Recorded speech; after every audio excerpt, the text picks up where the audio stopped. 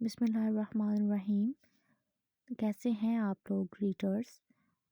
کیسا لگ رہا ہے آپ کو یہ ناول؟ اتنا اچھا رسپانس تو نہیں ہے۔ خیر، پڑھتے ہیں اپنا ناول۔ کیا ہوا؟ منہ کیوں بنا کر بیٹھی ہو اب تم؟ ہم گھر ہی جا رہے ہیں، اب تو اداس نہ ہو کم از کم ابریش، زویا نے ابریش کو کہا۔ ابریش آنکھیں بند کیے گاڑی کی سیٹ پر ٹیک لگائے بیٹھی ہوئی اپنے ہی خیالوں میں گم تھی۔ ابریش کے بازو پر ہاتھ رکھا زویا تو نے ابریش ابریش کی کے آنکھ بازو پر ہاتھ اچانک کھل رکھا گئی۔ کیا تو ہوا؟ ابریش کی آنکھ کھل گئی۔ پہنچ گئے ہیں کیا ہم کیا گھر؟ ہوا؟ پہنچ گئے ہیں نہیں، کیا ابھی ہم نہیں گھر؟ پہنچے۔ رات نہیں، میں صحیح ابھی سے نہیں پہنچے۔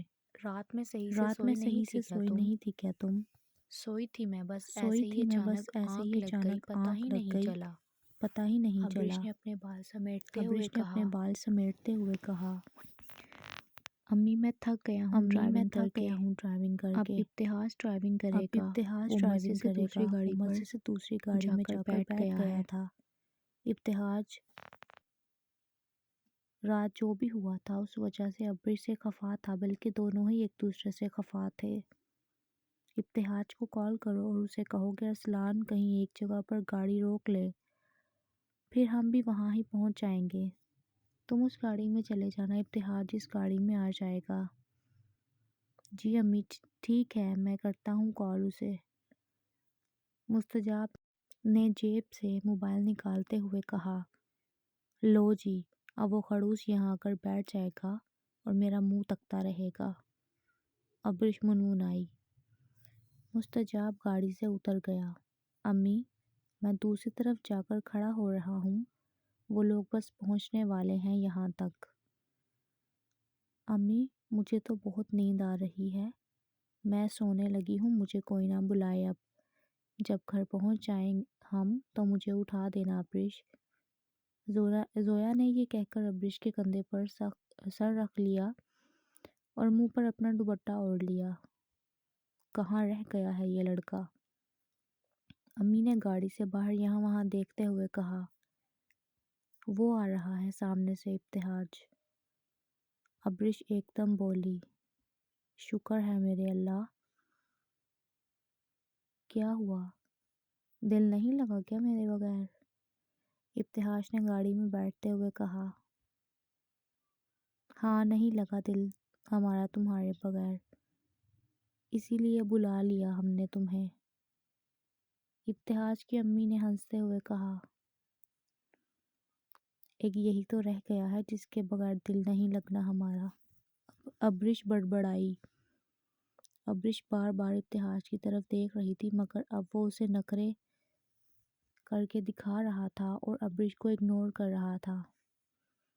کچھ دیر کے بعد ابتحاج کی امی بھی سو گئی۔ یہ مجھے اگنور کر رہا ہے، ابریش ایک بار پھر منمنائی۔ کچھ کہا آپ نے؟ ابتحاج نے ایک نظر ابریش کی طرف دیکھتے ہوئے کہا۔ نہیں، میں نے کچھ نہیں کہا، اور میں کیوں کچھ کہوں گی؟ ابریش نے منہ بناتے ہوئے کہا۔ اوہ اچھا جی، لیکن آواز تو آپ کی ہی آئی ہے۔ کیا بڑبڑا رہی تھی آپ؟ میرے بارے میں ہی کچھ کہہ رہی ہوں گی۔ مجھے کیا ضرورت ہے آپ کے بارے میں کچھ کہنے کی؟ ابریش نے دھیمے لہجے میں کہا۔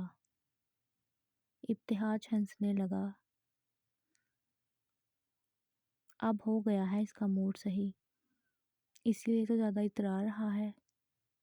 میں گاڑی پیٹرول پمپ پر روکوں گا، جس نے اگر کچھ کھانا پینا ہے یا فریش ہونا ہے تو 5 منٹ ہیں آپ تینوں کے پاس۔ ابتحاج نے اونچی آواز میں کہا تاکہ امی اور زویا اس کی آواز سن کر اٹھ جائیں جو مزے سے سو رہی تھی۔ کیا ہو گیا ہے ابتحاج؟ امی اٹھ جائیں، کب سے گاڑی میں بیٹھی ہیں، تھوڑی دیر باہر چل پھر لیں۔ اس زویا کو بھی اٹھائیں جو بے ہوش پڑی ہے۔ ابتحاج نے پیٹرول پمپ پر گاڑی روکی۔ زویا، اٹھو، ابریش نے اسے ہلاتے ہوئے کہا۔ مجھے نہیں جانا، تم لوگ چلے جاؤ، میرے لیے بس پانی لے آنا۔ اسے تو بس پانی چاہیے ہے ہر وقت۔ یہ کہہ کر ابتہاج گاڑی سے اتر۔ آ جاؤ ابریش، اسے یہاں ہی رہنے دو۔ ابریش بھی اپنی پھپھو کے ساتھ گاڑی سے باہر چلی گئی۔ ابریش تم یہاں ہی رکو، میں واش روم سے ہو کر آتی ہوں۔ ابریش واش روم کے باہر کھڑی اپنی پھپھو کا انتظار کر رہی تھی کہ ابتہاج نے اسے جب دیکھا تو بھاگتا ہوا اس کے پاس آ گیا۔ کیا ہوا، یہاں کیوں کھڑی ہو؟ امی کہاں ہیں؟ پھپھو واش روم میں گئی ہیں، ابریش نے دوسری جانب منہ کرتے ہوئے کہا۔ اچھا تو اس طرف دیکھ کر کیوں کہہ رہی ہو؟ میری طرف دیکھ کر بات کرو۔ مجھے کوئی بات نہیں کرنی، ابریش نے سرد لہجے میں کہا۔ کیوں؟ کیا ہوا ہے اب؟ ابتہاج نے ابریش کا بازو پکڑ کر اس کا منہ اپنی طرف کرتے ہوئے کہا۔ کیا مسئلہ ہے ابتہاج، شرم کرو، سب لوگ ہماری طرف دیکھ رہے ہیں۔ ابریش نے غصے سے کہا۔ مجھے کسی سے کوئی غرض نہیں ہے، دیکھ رہے ہیں تو دیکھنے دو، لوگوں کا تو کام ہی یہی ہے۔ تم مجھے بتاؤ، بات کیوں نہیں کرنا چاہتی ہو مجھ سے؟ ابتہاج نے ابریش کی آنکھوں میں دیکھتے ہوئے کہا۔ ایک تو رات کو تم نے اچھا نہیں کیا، اور دوسرا تم مجھے اگنور کر رہے تھے گاڑی میں۔ ابریش نے منہ بناتے ہوئے کہا۔ ابتہاج ابریش کی طرف دیکھ کر مسکرانے لگا۔ میرے اگنور کرنے سے تمہیں فرق پڑا ہے نا؟ اس کا مطلب ہے کہ… کیا مطلب ہے؟ جو تم سمجھ رہی ہو نا، ویسا کچھ بھی نہیں ہے، ابریش نے سرد لہجے میں کہا۔ میں کیا سمجھ رہا ہوں؟ ابتہاج نے ہنستے ہوئے کہا۔ جو بھی سمجھ رہے ہو، میں اچھے سے سمجھتی ہوں۔ ابریش یہ کہہ کر کار کے پاس چلی گئی۔ آ جاؤ زویا کے لیے پانی لے لیں سامنے کیفے سے، ابتہاج نے ابریش کو اشارہ کرتے ہوئے کہا۔ ابریش نے یہاں وہاں دیکھا اور ابتہاج کے پیچھے پیچھے چلنے لگی۔ میں منتظر رہوں گا تمہارے جواب کا۔ کس جواب کے منتظر رہو گے؟ تمہیں بھی مجھ سے محبت ہو گئی ہے نا ابریش؟ ابتہاج نے پیچھے مڑ کر ابریش کی طرف محبت بھری نگاہوں سے دیکھتے ہوئے کہا۔ ابریش نے نظریں جھکا لی اور کیفے کی طرف دوڑتی ہوئی چلی گئی۔ بس ایک بار وہ مجھ سے صحیح سے بات کر لے، پھر میں اس کے لیے اچھا سا تحفہ لے کر اس سے ملنے کے لیے جاؤں گی۔ ہانیہ کلاس میں بیٹھی یہ منصوبے بنا رہی تھی۔ کیا بات ہے، کہاں کھوئی ہوئی ہو؟ بسما نے ہانیہ کے پاس آ کر بیٹھتے ہوئے کہا۔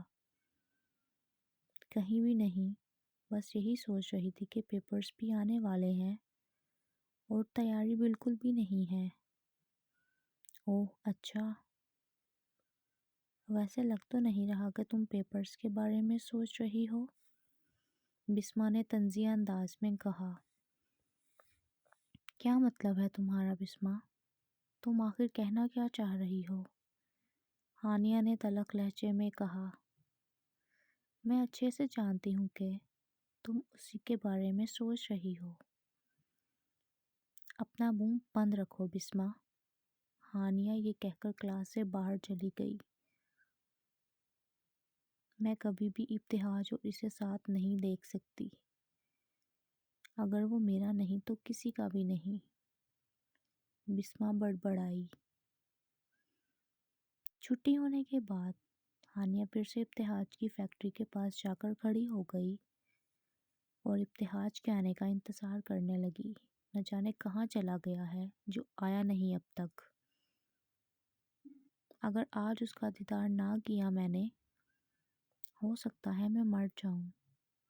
ہانیہ یہاں وہاں چکر لگانے لگی۔ تم یہاں کیا کر رہی ہو؟ ابتہاج کا انتظار کر رہی ہو نا؟ بسمہ اور اس کے ساتھ ایک لڑکی ہانیہ کے پاس آئی۔ تمہارے ساتھ مسئلہ کیا ہے یار؟ تم تو میری سب سے اچھی دوست ہو نا، تو پھر یہ دشمنوں والی باتیں کیوں کر رہی ہو؟ ہانیہ نے سخت لہجے میں کہا۔ تم یہ بات اچھے سے جانتی ہو ہانیہ کہ میں بھی ابتہاج کو پسند کرتی ہوں، اور مجھے اس کے لیے تمہاری یہ عجیب حرکتیں بالکل بھی پسند نہیں ہیں۔ تم تو دوست کے روپ میں بہت بڑی دشمن ہو میری۔ مجھے معلوم نہیں تھا کہ میں تو سانپ پال رہی ہوں۔ تم سمجھنے کیا لگی ہو خود کو؟ کیا نہیں کیا میں نے تمہارے لیے؟ اپنی سب سے بہترین دوست مانا، تمہارے ہر دکھ میں میں نے تمہارا ساتھ دیا، جو خود کھایا وہی تمہیں بھی کھلایا، اور تم مجھے ذلیل کر رہی ہو۔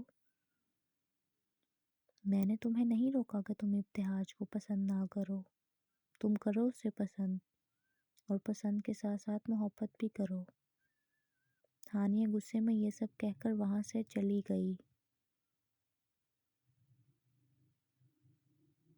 مل گیا سکون بے عزتی کروا کر؟ تم اس کا مقابلہ نہیں کر سکتی بسمہ۔ دیکھو ذرا کتنی چالاک ہے یہ لڑکی، باتوں باتوں میں تمہیں سب سنا گئی ہے۔ تم اچھے سے جانتی ہو کہ وہ ایک امیر باپ کی بیٹی ہے، اور اس کے لیے کچھ بھی کرنا مشکل نہیں ہے۔ ایک بات اور، وہ امیر ہونے کے ساتھ ساتھ خوبصورت بھی بہت ہے۔ وہ لڑکا تو ایک نظر میں ہی اس پر فدا ہو جائے گا۔ بسمہ نہ جانے کن خیالوں میں گم ہو گئی تھی۔ تم سن بھی رہی ہو یا نہیں میری بات کو؟ بسمہ کی دوست افرا نے کہا۔ چلو یہاں سے جلدی۔ بسمہ کو ہانیہ کی باتیں بہت بری لگی تھی، مگر وہ اسے ان باتوں کا جواب نہیں دے سکی کیونکہ بسمہ اپنے اوقات اچھے طریقے سے جانتی تھی۔ وہ اس مہنگے کالج میں پڑھ تو رہی تھی، مگر اس کے گھر والے اس کی فیس بہت مشکل سے دے پا رہے تھے۔ اس کا باپ ایک فیکٹری میں ملازم تھا، مگر بسمہ یہ بات سمجھ ہی نہیں تھی۔ بس کالج جانا، موج مستی کر کے چلے جانا، یہی اس کا روز کا معمول تھا۔